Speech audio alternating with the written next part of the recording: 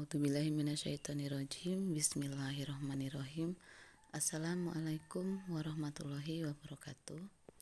Apa kabar anak-anakku semua?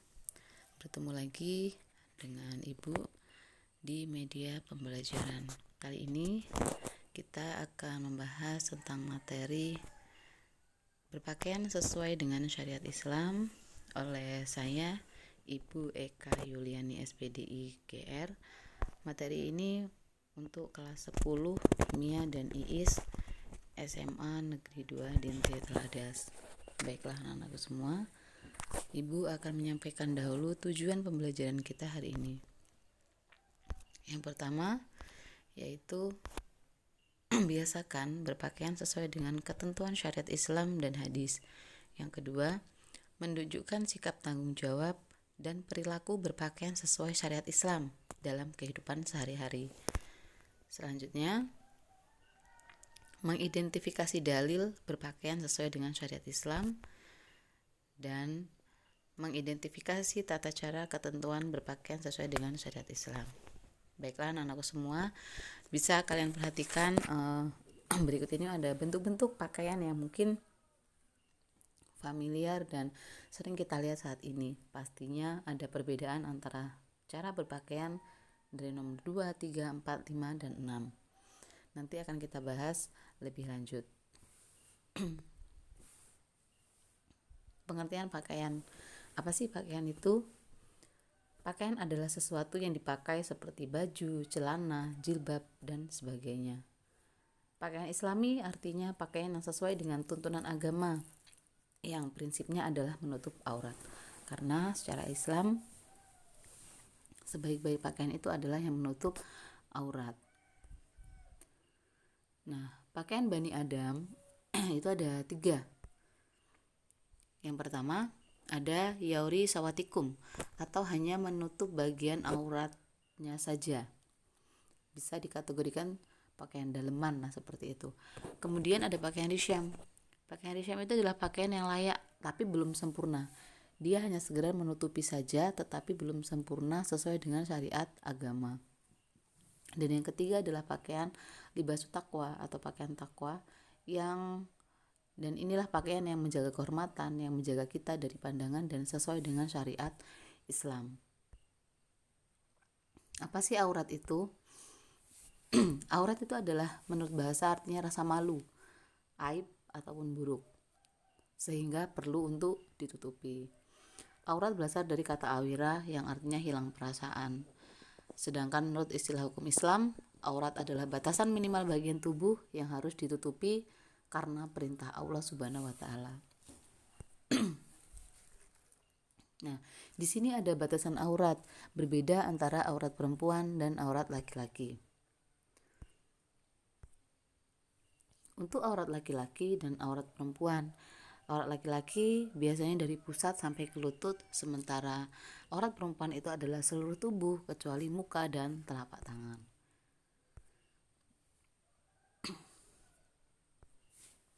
Selanjutnya ini adalah dalil perintah menutup aurat yang termaktub di dalam surat Al-Ahzab ayat 59. Ya, a'udzu billahi minasyaitonir rajim. Bismillahirrahmanirrahim. Ya ayyuhan nabiyyu qul lil azwajika wa batakita wan nisa'il mu'minina yudnina 'alaihinna min jalabihinna dzalika adna ayyurafna fala yu'dun wa kana Allahu ghafurur rahima. Shadaqallahul azim. Yang artinya Allah memerintahkan pada Nabi Muhammad untuk menyeru kepada istri-istri, anak-anak perempuan, dan istri-istri orang mukmin agar menutup seluruh tubuhnya dengan jilbab. Jadi sudah jelas bahwasanya perintah menutup jilbab itu ada di dalam Al-Quran dan datang langsung dari Allah. Jadi bagaimanapun seorang manusia, baik atau buruk perilakunya, itu dia tetap wajib menutup aurat. Selanjutnya yaitu ada beberapa macam jilbab atau yang sering kita pakai sebagai menutup aurat, yaitu bagian kepala, diantaranya niqab. Niqab adalah hijab yang menutupi kepala dan hampir seluruh bagian wajah kecuali mata. Niqab itu cukup panjang untuk menutupi leher, muka hingga dada. Ini biasanya digunakan oleh orang-orang perempuan Arab. Kemudian selanjutnya ada burqa. Burqa mirip dengan niqab, namun nyaris menutupi seluruh bagian wajah termasuk mata. Biasanya bagian mata terdapat kain yang memiliki lubang kecil untuk melihat. Jadi kalau niqab itu matanya masih terlihat, tetapi kalau burqa itu benar-benar menutupi seluruhnya. Seperti itu. Tetapi ada bagian yang tipis sehingga pandangannya tetap dapat digunakan dengan sempurna. Kemudian ada himar. Himar dalam Al-Quran disebut dengan khumur. Adalah kain yang menutupi kepala, leher, dan menjulur hingga menutupi dada wanita dari belakang maupun depan, termasuk menutupi tulang selangka. Ya, jadi menjulur dari lurus ya ke bawah sampai dada tertutupi, itu namanya himar. Kemudian selanjutnya ada istilah hijab. Hijab dalam bahasa Arab artinya penghalang. Sedangkan dalam Islam, hijab sendiri lebih merujuk kepada tata cara berpakaian yang pantas dan menutup aurat sesuai syariat agama. Sebagian orang berpendapat bahwa jilbab dan hijab itu sama. Tetapi tidak semua hijab itu jilbab.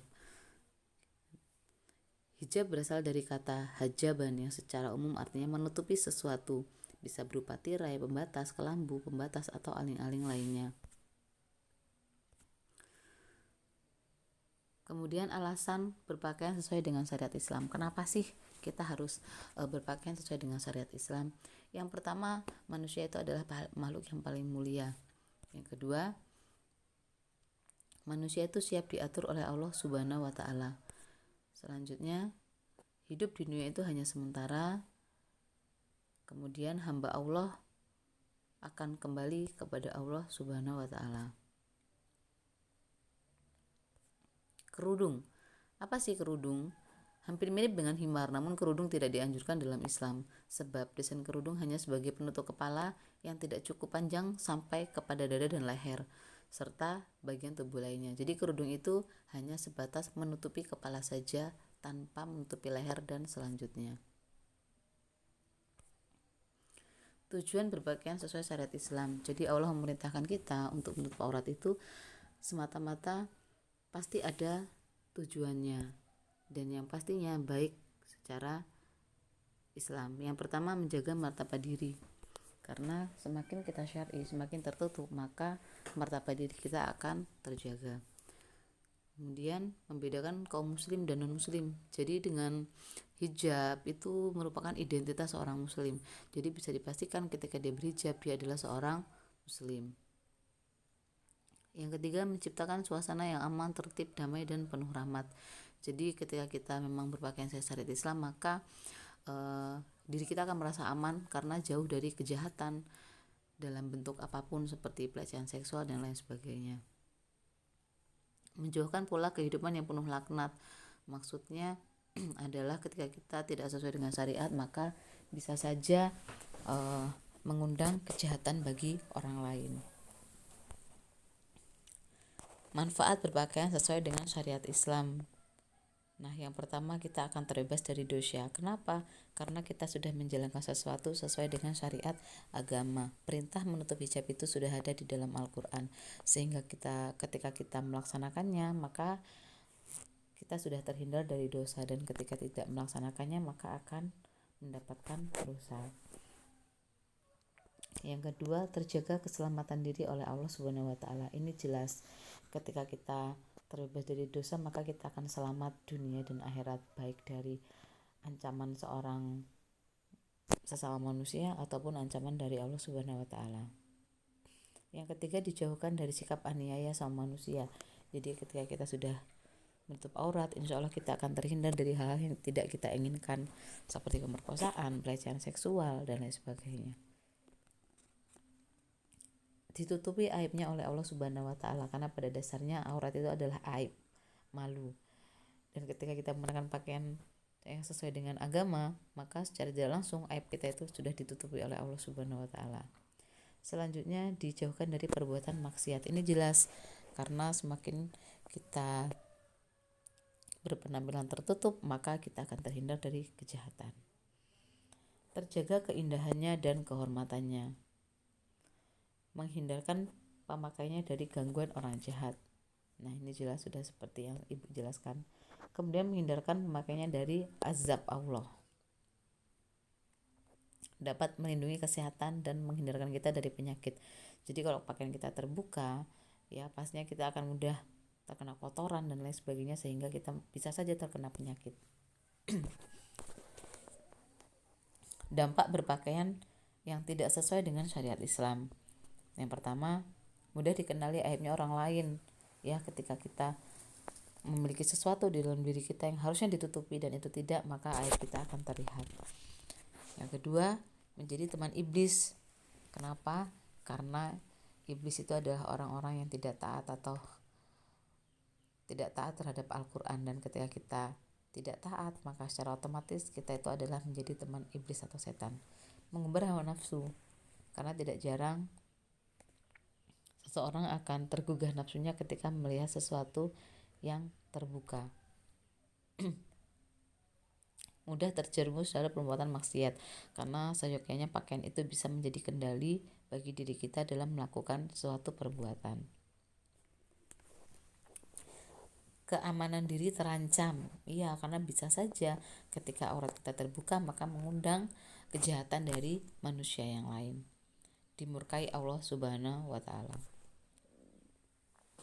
Nah, di sini ada beberapa ketentuan cara berpakaian sesuai dengan syariat Islam, seperti tujuan pembelajaran kita tadi.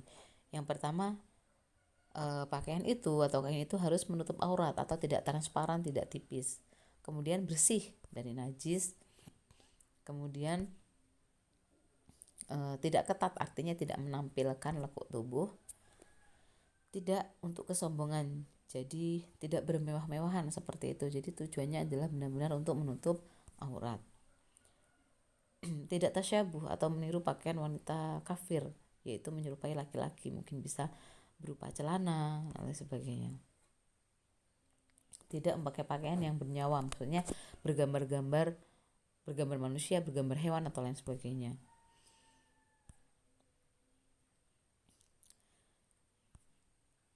Perempuan yang menutup auratnya itu akan terlihat cantik, akan terlihat anggun, dan akan terlihat dermawan. Jadi tidak usah takut bahwasanya menutup aurat itu akan membuat kita jelek dan lain sebagainya. Berhias yang diperbolehkan oleh agama. Bagi wanita diperbolehkan memakai kain sutra, kemudian pewarna kuku yang bukan cat ya, kemudian memakai perhiasan emas, perak, batu permata itu diperbolehkan. Nah, yang dilarang agama itu adalah memotong rambut dengan niat ria, pamer, atau menyambung rambut. Kalau istilah sekarang tuh hair extension seperti itu. Membuat tato itu tidak diperkenankan dalam Islam. Kemudian tidak diperbolehkan memakai wangi-wangian yang aromanya menimbulkan fitnah. Tabaruj, yaitu dilarang memperlihatkan kecantikan untuk menampakkan keindahan tubuh selain kepada suaminya. Mencabut atau mencukur alis atau mengukir gigi. Operasi kecantikan, karena itu sama saja kita kufur terhadap nikmat Allah. Ya, demikian materi yang dapat saya sampaikan. Ya, semoga semuanya ini bermanfaat. Kita ketemu lagi di video pembelajaran selanjutnya. Sekian, terima kasih. Ibu akhiri. Billahi taufiq wal hidayah. Wassalamualaikum warahmatullahi wabarakatuh.